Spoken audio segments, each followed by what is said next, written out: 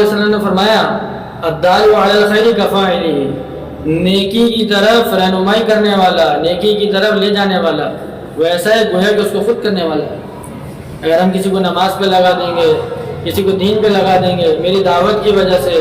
मेरी किसी को समझाने की वजह से अगर कोई आदमी गुनाह के काम को छोड़ देगा, अल्लाह की अताअत, अल्लाह की बंदगी में आ जाएगा, वो जितना अमल करेगा सारा सवाब हमको मिलेगा। इसी तरीके से अगर मेरी वजह से कोई गुनाह के काम में लग जाता है, मैं किसी गुनाह का ज़रिया बन जाता हूँ, किसी ऐसी चीज़ का इजाद करने वाला बन गया, कोई ऐसी चीज़ मैंने कर दी जिसकी वजह से लोग गुनाह में आ गए, तो जितने लोग गुनाह करेंगे